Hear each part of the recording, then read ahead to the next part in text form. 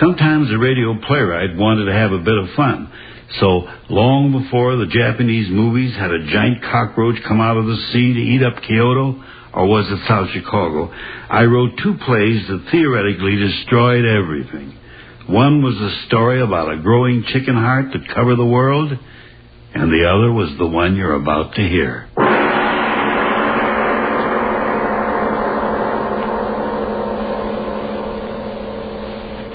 Lights out.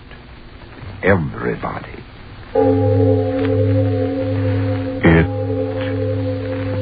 is later than you think. This is Arch Oboler. Someone has said that the 2 main springs which drive the world are hunger and the will to power. I think we'll all agree about the hunger, but as to the will to power, well, sometimes I think it's not quite as strenuous as that.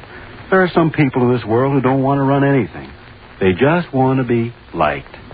And that's the mainspring of our story tonight, Oxychloride eggs.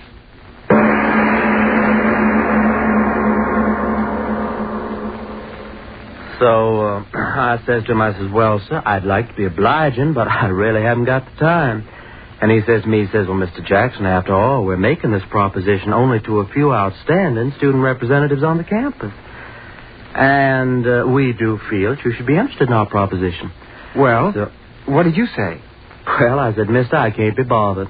Just can't be bothered. And I gets in my car and off I goes. But, Bob, free clothes just for wearing them around the campus? Listen, Stan, my boy, what I want to be a clothes horse for any old haberdashery. My old pappy's got more money than he knows what to do with. Now, what for, I ask? Well, I guess you got something there. Say, who are you going to take to the dance Saturday night? Haven't made up my mind. How about that new number over at the Roto House? No, thank you, brother. What's the matter? Well, did you ever take a look at her feet? No, sir. Never got below her chin. Hold it. Yeah? Ray Stewart to see you, Stan. Yeah. Send him on up. Ray Stewart. Who's he? Well, we're still short one pledge, aren't we? Oh, yeah, I know, but Ray Stewart, who is he? Oh, I met him over in chemistry. Got a mind like a textbook. Oh, but who is he? We can't pledge a man just because he's a grind. Well, we could use a few grinds around here. Exams come around, there's nothing like a few of those brainy boys to pull us through. But who is he? Where's he from? Who's his family? Who's his Hold it. Come on in, Ray. Oh, thank you. Oh, it was good of you to bother to come over tonight. It was good of you to ask me. Oh, not at all. Ray, I want you to meet the president of our house, Bob Jackson. Mr. Jackson, Mr. Stewart. I'm certainly glad to make your acquaintance. I might as well admit this is the first time I've ever been in a fraternity house. Really? Sit down, Ray. Make yourself at home. Oh, thank you. Now, tell me, Ray, do you ever go in for any sports back in your prep days? Oh, no. I never had much time for that sort of thing. No? No, I think that sports should be put into their proper place. After all, I'm sure you agree they aren't particularly important. No? And what, might I ask, is important in your estimation, Mr. Stewart? Doing things. Being someone. What? Doing things man's never done before. Taking the elements and transmuting them into things which never existed until you thought of them. That's important. That's being almost godlike, isn't it? Master, how you talk. Oh, sorry, I get sort of carried away. Yeah. Well, that's all right. Bob, this boy sure knows his chemistry. Huh? Oh, I really don't know so much. Say, I ought to know better. You pulled me over some tough spots in this course. I'm very glad to help you whenever I can. If I lived here, I could help you all the time. I could help you too, Mr. Jackson. If I need help, I know where to get it. Oh, I didn't mean to offend. It's all right, Stewart. Now, tell me, you're from around Chicago way, aren't you? Oh, no, Milwaukee. Lived there for years. Nah, don't tell me I'm one of those brewing families. Oh, no. We're not wealthy people at all. My father runs a small business. It isn't much, but we get along. Oh. I don't think money's important anyway if a person's ambitious. Do you, Mr. Jackson? Oh, no. What's money? You fellas may think this funny, but well, I always thought it's more important what a fella does than what he has. I mean, well, I've always had the feeling that someday, somehow, I'm going to do something really important. Maybe even miraculous. Well, now, what do you expect to do? Discover the missing link? Yes, Stuart.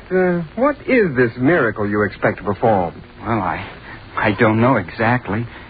Ever since I've been just a kid, I've been interested in chemistry, and I've had a feeling that someday I'd perform an experiment, mix certain chemicals together, and something would happen that never happened before. Now, you hear that, Stan? A miracle man. Amazing, my dear Bob. Simply amazing. I know it sounds silly, but the things I dream about always seem to work out. Well, would you mind telling us the last miracle that worked out? Well, this. This? Oh, what do you mean? Well, as long as I can remember, I've always wanted to belong to a fraternity, and here I am. I mean, you invited me. Just a minute there, fellow. Mr. Stewart, it's been awfully nice of you to come over and visit with us, and someday we'll have you back again. But now we've got some studying to do, so if you don't mind... Oh, no, not at all. It was nice of you to invite me over. Well, good night, fellas. Good night. Good night. Hold the screwy crackpot. Did you see the look in his eye when he was talking about miracles? Yeah. Well, it'll be a miracle if he ever gets back into this house again, I'll tell you that. What in the world ever made you ask him over here? Well, I didn't know. How was I to know he's a crackpot? Pledge him to our fraternity. Pledge him to the booby hatch.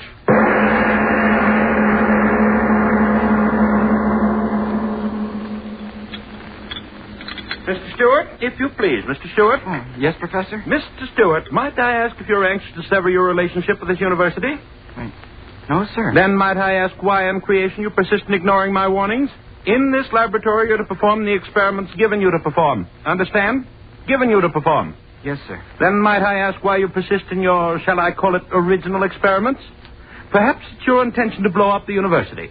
Or just the laboratory. I'm sorry. You'll be more than sorry if I find you doing this sort of thing again. Now, take down this apparatus and continue with the work in your textbook. Yes, sir. This is my last warning, so bear it in mind. Oh, hello, Stuart. How about loaning me your notebook for a few hours? Oh, hello, Jackson. You haven't been to lab much, have you? No, I haven't, but I can make it up.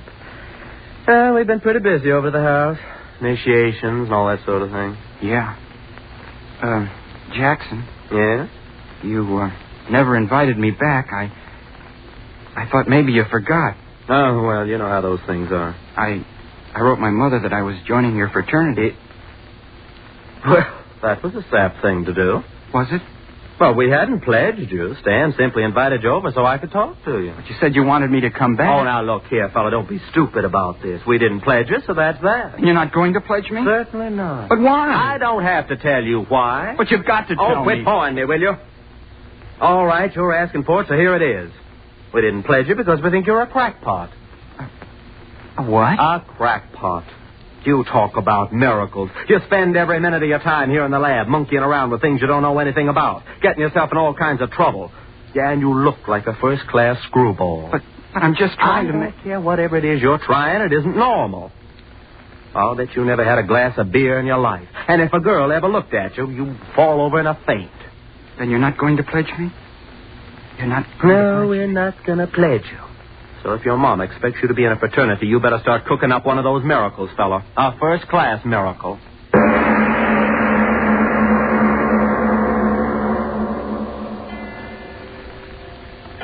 Sleep. It's so late. Sleep. I've got to sleep. Not gonna pledge you. That's what he said. Not gonna pledge me. Why do I keep thinking about it? If I could only sleep. Sleep. We think you're a crackpot. Oh, I gotta stop thinking about these things. It's not healthy to think what I'm thinking. Crackpot. Not gonna pledge you. Crackpot. What's the matter with my head? I heard him talking in it over and over and over again. Crackpot. I'm not crazy. I'm not. I'm as good as you are. I'm as good as both of you put together.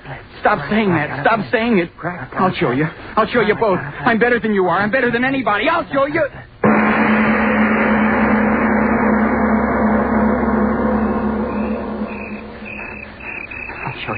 I'll show you.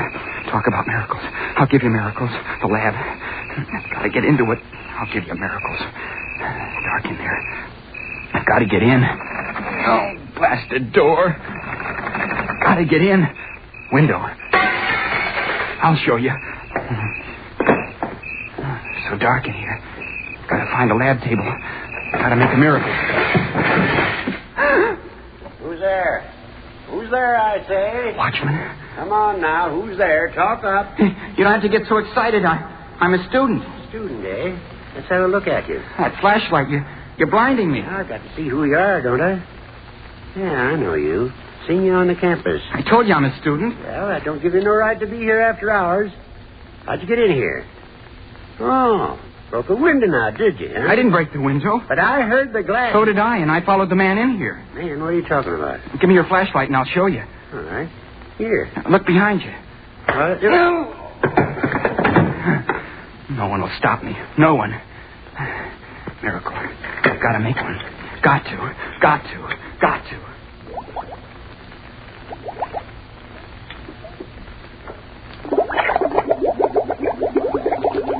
10 cc barium. 5 cc selenium oxychloride. Oh, good. You're working out just as I planned. Who's there? Who's that working there? Professor. Oh, it's you, Stewart. And after all my warnings. You're just in time, Professor. Yes, just in time to have you thrown out of the university. What are you doing there? What is this mess of equipment? It's my miracle. Miracle? What are you talking about? My miracle. Are you insane? Take it apart, all of it, at once. Listen to it bubbling. A beautiful sound, isn't it, Professor? Take it apart, I tell you. Empty out the retort. No, I've got to wait. Are you mad? Turn out the burners. All right, I'll turn them off for you. No, stay where you are. Stewart, put down that acid. I'll smash the bottle on your head if you touch anything on the table. No, don't throw it. Put the bottle of acid down, Stewart. Please. My experiment. My miracle. Bubbling and boiling and stewing. It will work, Professor. It's got to work. But what is it? I told him I'd create something that no other man has. I told him. And I will, Professor. You hear me? I will. But what? A solvent. A solvent more powerful than anything the world has ever known. What do you mean? What are you talking about? Listen to it bubble. You said solvent. Explain yourself. Yes, solvent. Solvent that will dissolve steel like a hot flame. What do you say? You heard me say it. A solvent that will dissolve steel faster than a razor cutting through paper. Do you know what that means? Run a line of this liquid across a steel girder, and the girder will crumple like a falling tree. Pour some of my solvent into a glass shell and bomb the cities. I tell you, it'll make war too horrible for men to endure. You crazy boy, you. You know what you're talking about? I'm talking about that. That liquid there. Listen to it. Listen to it sing. Why, no such solvent exists. Selenium oxychloride, perhaps, but to do the impossible things you talked about would require a quantity so... Oh, the beaker. It cracked. Well, do something. That liquid's flying all over my bench, my laboratory. The stone of the bench. It's eating through the stone. Oh, stop it. The liquid. It's eating through the stone bench. No, it can't be. It's eating through the slate of the floor. The hole's getting bigger and bigger. Run! Oh, I've done it. I've created something no other man has done. A solvent that dissolves anything. Anything. Hey,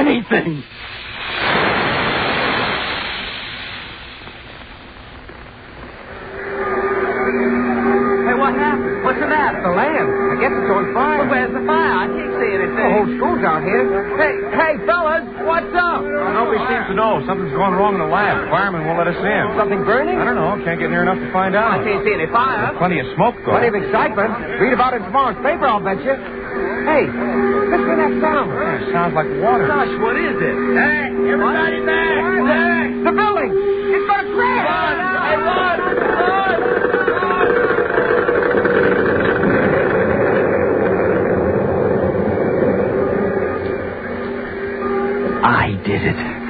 I did it. A solvent that dissolves anything.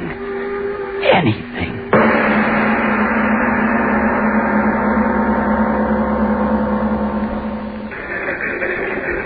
Chief, look at this.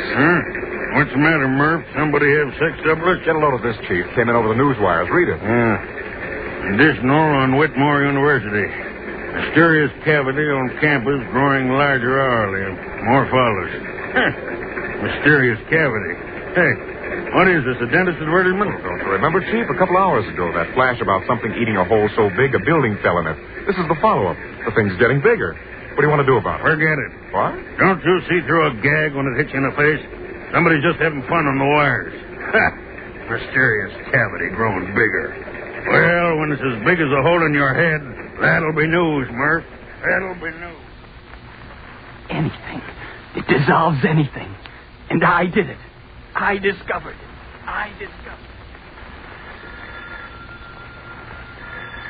Yes. Hello. What is it? Yes, this is Dr. Whitmore. Who is this? Who? National News Service. Now, look here, my good man. It's 4 o'clock in the morning, and I'm supposed to be resting. My vacation, you know. What? My university. Building collapsed. But are you sure? Yes, I'll call them long distance at once. No, I can't give you any sort of statement now. Hang up, man. I've got to get the operator. Operator. Give me long distance. Give me... What? Long distance is calling? Well, put them on. Hello. Yes, this is he. Rogers? Yes, Rogers. What? Did? That's impossible. Larger? But how could it grow larger? Chemicals? Are you drunk, man? Insane? It's impossible. But you must do something. Listen, mister. I'm a fireman, not a magician. But that hole, it's 20 feet wider than it was 10 minutes ago. Mister, I don't know what it's all about.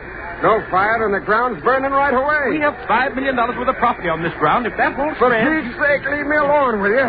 We've been throwing water on the edges of the thing ever since the building fell in, but it don't do no good. Gentlemen, listen to this out of tonight's paper. The latest news on the Whitmore University mystery.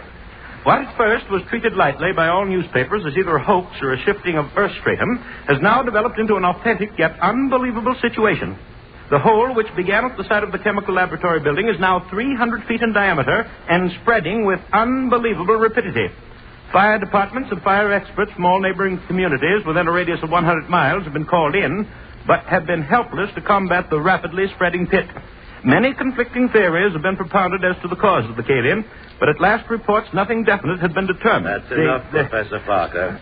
What about the solvent? Unbelievable, unexplainable as it is apparently self-regenerating and oxidizing anything it comes in contact with so quickly that we see no fire but only the rapidly growing cavity where the earth is being consumed. But, Professor Parker, what is this solvent? Surely you don't expect us to believe that this student you were telling us about... I mean exactly that. Oh, preposterous. It's a fault in the structure of the earth. There is no such thing as a self-regenerating solvent. Simple cave-in, that's all it is. Gentlemen, if you please. What I know. Oh, it's preposterous. Gentlemen, if you please. If my professional reputation is not enough to substantiate what I've said, then at least you'll listen to the boy himself. He's here. Listen to him. Well, why should we? Yes, gentlemen, if you'll listen, I'll tell you. You'd better listen to me. Gentlemen, please. What Professor Parker said is true. It is a solvent. It dissolves anything it touches quickly, furiously. And the byproducts of that dissolution give it new strength and movement. And I discovered it, gentlemen. I know, but what will happen? What can we do? We can wait. Wait. How can we wait? Look out there. The hole's within 2 feet of another building already. You've got to stop it. At once. If you don't... The building! The foundation's undermined! Crashing!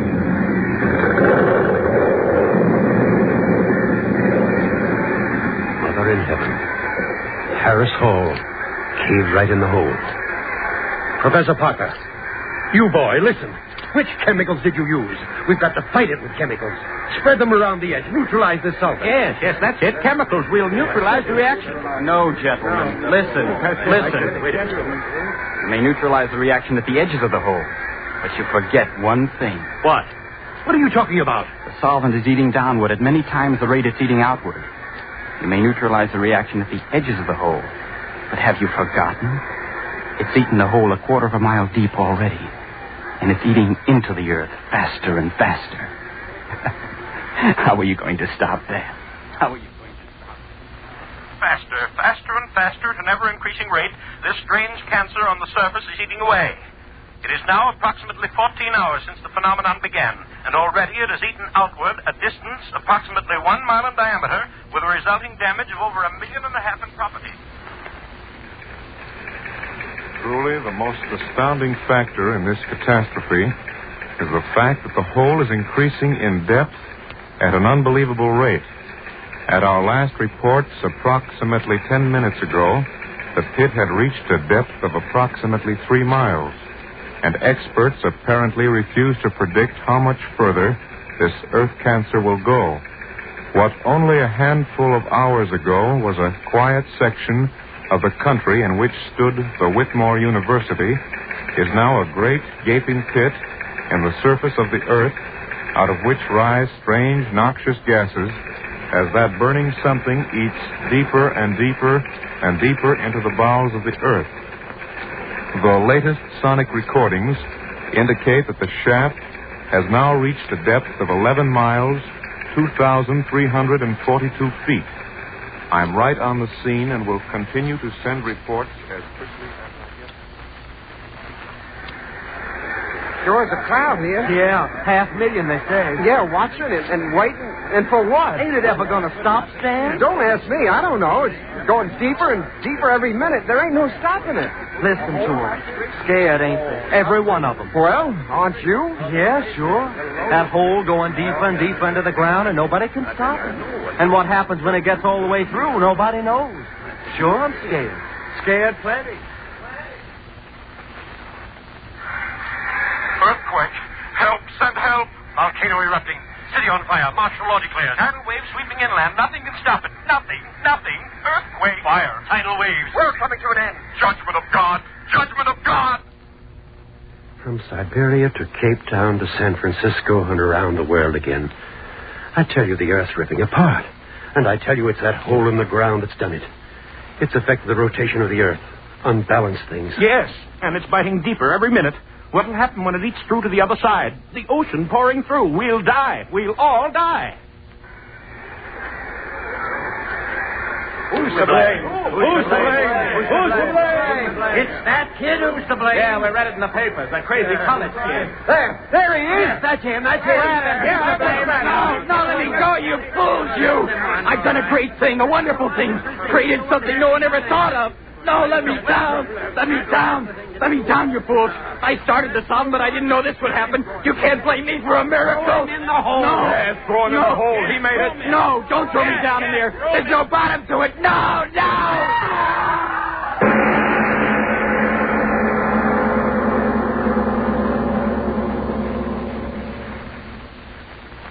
Here, put him down here on the grass. Dan? Yes. Boy, oh boy, will this be a sensation on the campus. But, Watchman, how did it happen? Well, I'm making my rounds of the grounds as usual, and all at once in the moonlight I see this fellow walking across the grass. So I go up to him and I see the fellow's walking in his sleep. In his sleep? Yeah. And just when I starts to grab him easy like, he pulls loose, yells something about, "Don't throw me in, don't throw me in." And then he runs across the campus and dives head first down into the swimming pool. And it's empty. When I pull him out, he's like he is now. Busted neck. But who is he? Anyone recognize him? Yeah. Yeah, I know him. Stewart's his name. Ray Stewart. Kind of a screwy little crackpot. Always talking about creating miracles with chemicals. I wonder what he thought was happening to him diving down that hole.